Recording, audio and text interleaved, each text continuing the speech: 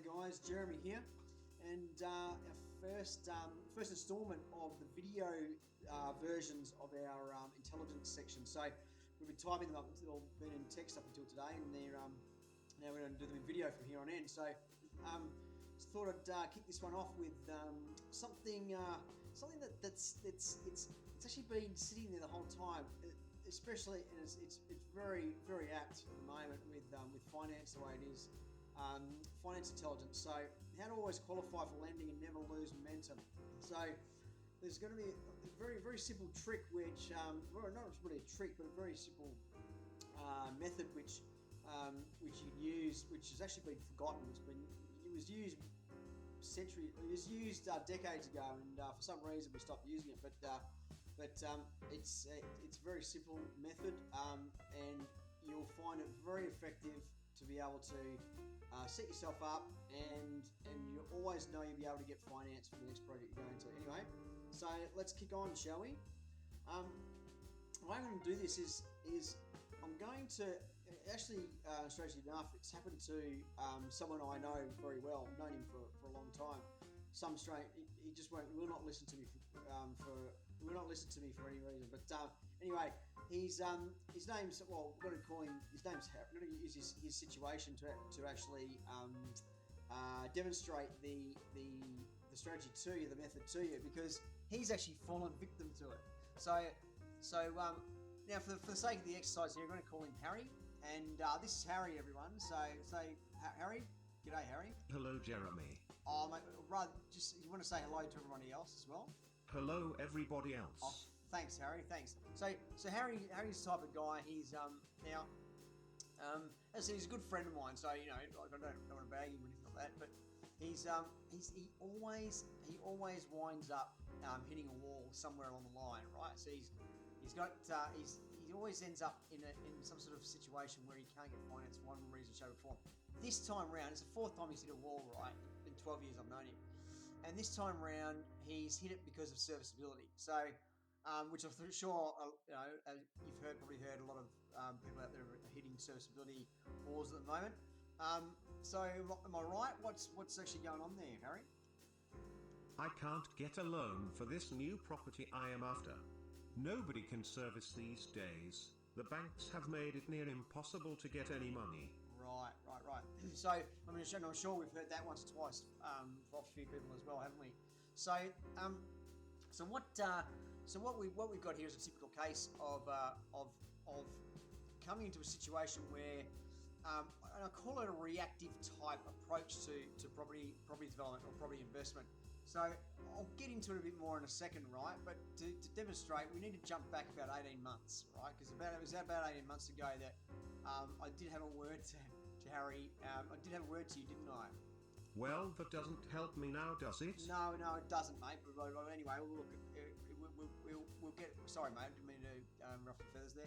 We're just going to jump back 18 months, and we're just going to go back to when Harry very first got into this property that he's having trouble with now.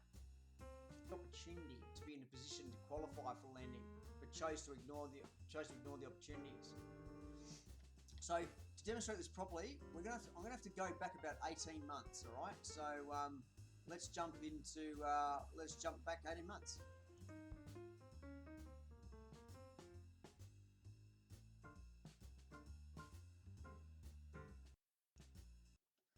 Okay, so here's the property that Harry was looking at 18 months ago. So basically, it was a house on a block of land. The block of land was big enough to split into 3 lots, if so be. You could actually keep the house, retain the house, split into 2, or knock the house over and split into 3. Now, as you know, Harry did at the time. I reckon I could earn a quid or two on this one. Oh, so he thinks he can earn a bit on it. So we did run his numbers, and he realised that if he kept it in 2 lots, retained the house, it was going to be better for him. It was going to work out more profitable. We argued with him. Anyway, long story short, he went ahead with the 2-lot subdivision. So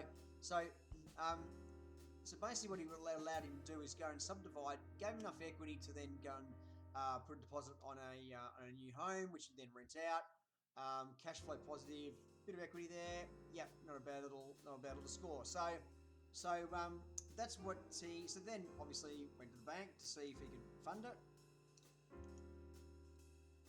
Can I have some money for a development, please? Okay, so he's gone to the bank and all right. So the bank's agreed. The bank actually agreed at the time to give him the money for the build as well. So in one sort of foul swoop, he's gone to the subdivision and the build as well. So now we fast forward 12 months, and now he's a proud owner now of a brand new house, the retained house. Renting them both out. They're doing okay.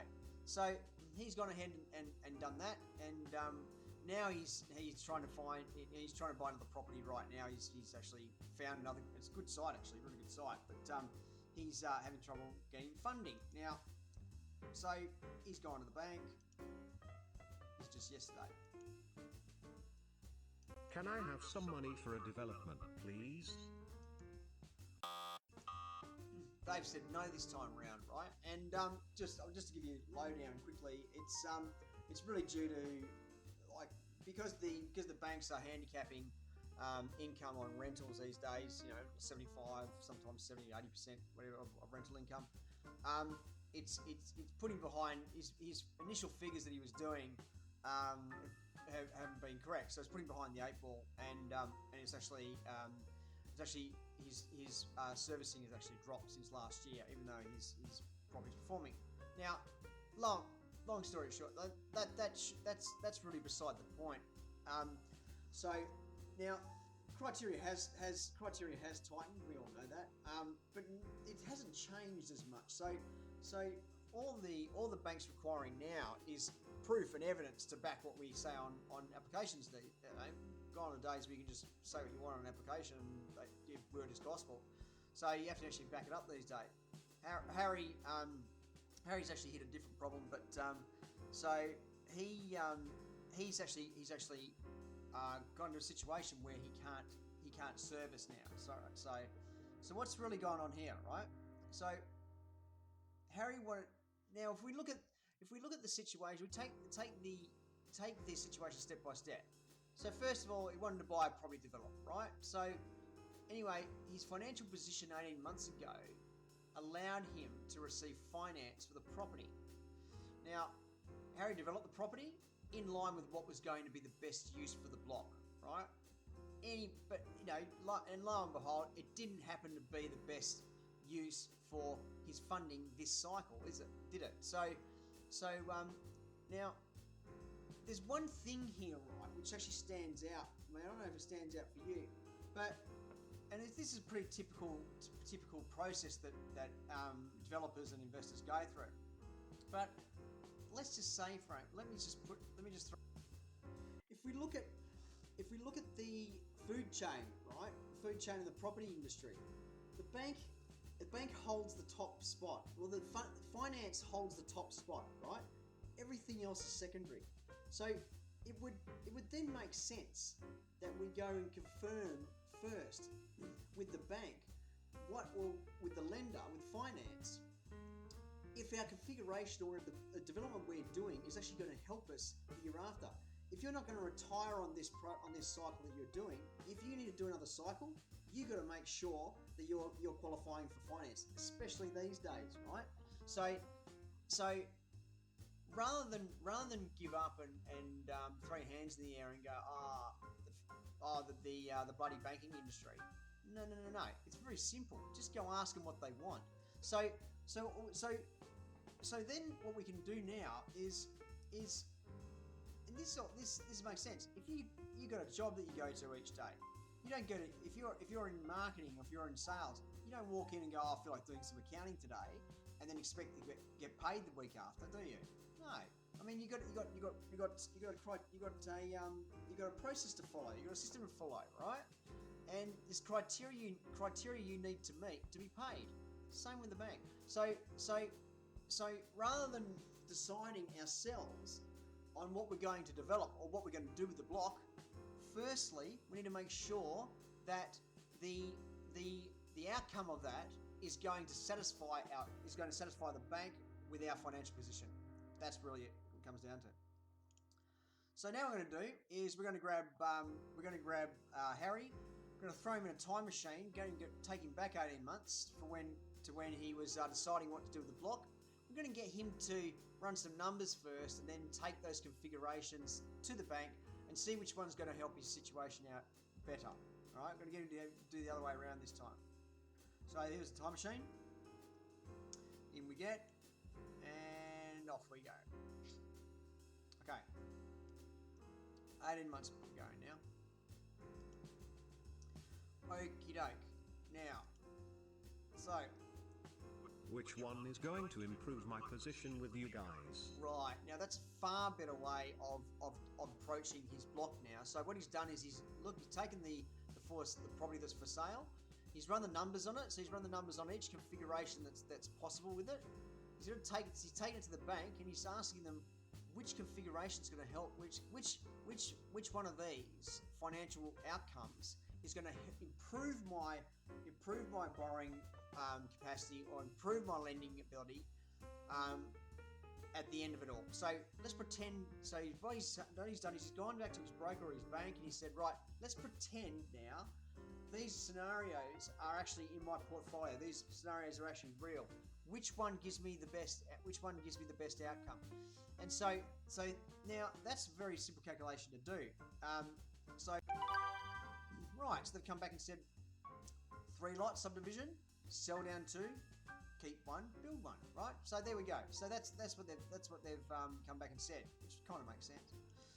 So now we're now 12 months down the track. Harry now owns a one. Well, this is not real, but in the sense of this PowerPoint. So now he's done the right thing. He's sold down 2. He owns 1 property now. So now he's going to go back to.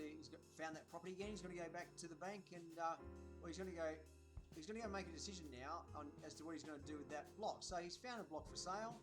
This time which one is going to improve my position with you guys? And there we go. So now instead of thinking what he's going to do with the block, he's going to think first of all, right, what numbers come out of the blocks? I need to go talk to the bank first. It kind of makes sense, doesn't it? I mean, after all, if there are rules surrounding how you get money, you learn the rules by asking the one who writes them, right? You got to hear it from the horse's mouth. Anyone else, just an opinion. It's all shit. All the best, guys.